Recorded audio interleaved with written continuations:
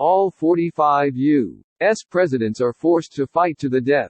No weapons. Who wins and why?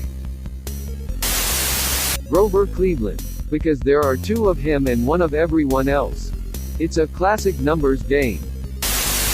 I think we need to define at what point in time we are pulling these fighters.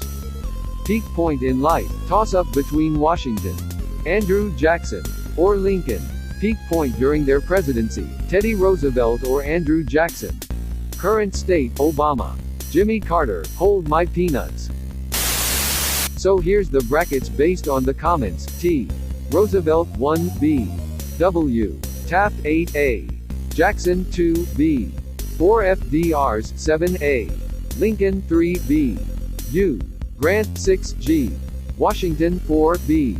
2G. Cleveland's 5. The FDRs are in wheelchairs though. Ever see wrestlers use a folding chair in the ring? Lincoln was 6'4" and a wrestler. So in terms of raw physical power and technique he's up there. He didn't bulk up but he has reach and knows how to grapple. He had kayfabe but is also recorded as winning street fights easily. Washington was only an inch or two shorter but also a wrestler from an era when fights were even less regulated. He had kicks and throws to him. He'd be dangerous but he's noted as talking his way out of situations that'd otherwise have ended in an honor duel. Obama is an inch or two shorter than that but he works out and does taekwondo. His black belt is only honorary though and he got rusty during his government career. However he works out 6 days a week and insists his family maintain physical standard. The man has abs and a routine. Taft was a 200-plus pound heavyweight wrestling champion. Things were more formalized by this point than Lincoln or Washington or Grant were doing it but still very much live and real. He's 6 foot rounding up and was not a small man. He got obese during his presidency but dude was never really a softie. Eisenhower was about an inch shorter than that and did boxing and wrestling. He hurt his knee multiple times and took up fencing after so he's certainly experienced and knows how to work through pain. He didn't win any titles but he did train with world champions. However the man himself very emphatically put down any rumors of him being some kind of combat god and says anything otherwise is just people conflating a few minor incidents and trying to extrapolate what they shouldn't. Theodore Roosevelt was a boxing champion, wrestler, and judo brown belt. Dude wrote extensively on shit like ground game and cross-training and all of the stuff that goes into modern MMA training a full 100 years before anyone else conceived of it. However he's only 5'10" and an asthmatic. If we're talking about post-presidency his adventures on Brazil also weakened his physique. If everyone is in their prime though the dude was fucking shredded though. New question, why are so many presidents wrestlers?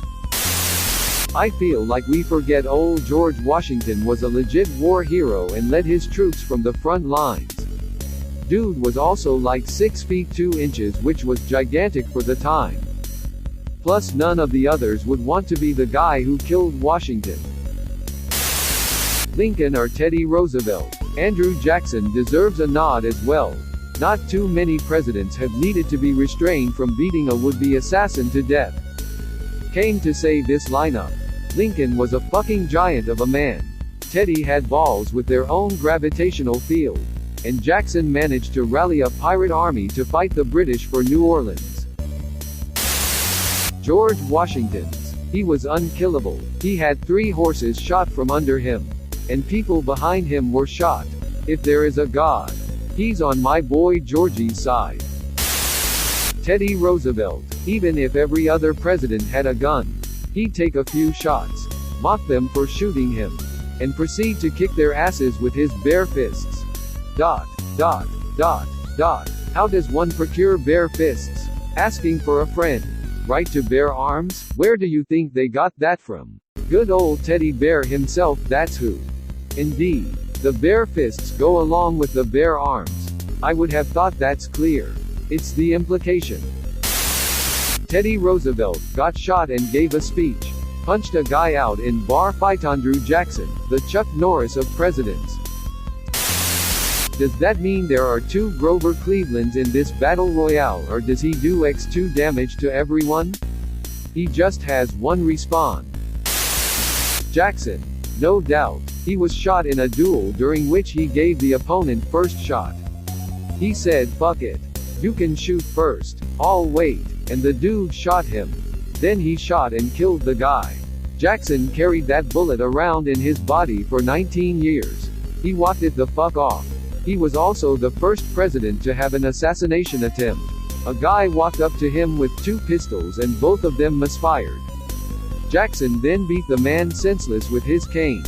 My favorite detail about the assassination attempt is that the assassin purposefully brought the second gun specifically in the case first one misfired.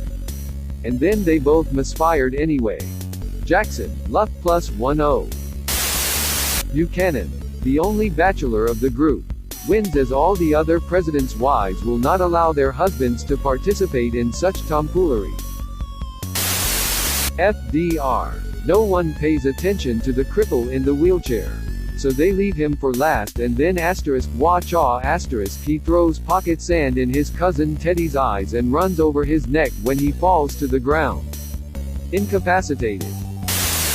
William Henry Harrison would win hands down, no question. Oh wait, never mind. It's raining and he forgot a jacket. RIP. You know Harrison was a fucking war hero, right? Yeah, he only made it a month due to illness, but I'm sure he could hold his own. And he didn't die because of the cold. He died because the source for the White House drinking water was in a literal festering pile of human shit. Funny Valentine but in all seriousness, I think it'd be George Washington. Guy was a war hero and was in pretty good shape during his presidency. It comes down to Andrew Jackson versus Teddy Roosevelt, with one of them narrowly beating Washington. Of the entire spread, these are the 3 that seriously killed motherfuckers. 2 of them aggressively pursued additional opportunities to kill motherfuckers. And one of them beat an assassin with a cane while in office. Greater than on the last day of his presidency, Jackson admitted that he had but 2 regrets. That he had been unable to shoot Henry Clay or to hang John C. Calhoun. I'm betting on that guy. The only regret of his presidency was not being able to kill more motherfuckers. And John C. Calhoun was his vice president. He regrets not murdering his vice president. I'd pay a loot of money for a Roosevelt-Jackson fight. Now most dangerous game rules. Definitely Teddy. Someone asked a similar question a few years ago. Only each president got a combat knife. The consensus was that Teddy Roosevelt, Andrew Jackson, and Abraham Lincoln would be the last ones standing and stalemating each other. Lincoln, he fought fucking vampires. Other presidents ain't shit for him. Lincoln looks like a vampire himself. There have been only 44 presidents. My boy knows his Grover Cleveland facts. Explanation, please. He was elected, lost his re-election to Benjamin Harrison, then ran again and won 4 years later. So he was the 22nd and 24th president. Easily Andrew Jackson. Guy was wild. Dude beat his would-be assassin with a cane on the Capitol steps. The assassin brought 2 guns in case one failed and both still failed. Should have brought 3.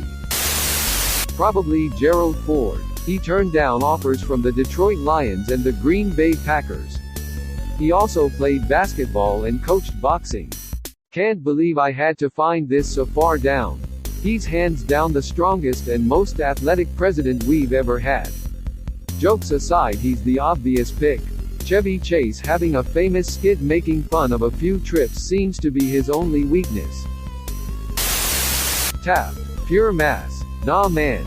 He's still stuck in the tub. Half man, half tank, like some sort of gelatinous centaur. ... Beautiful.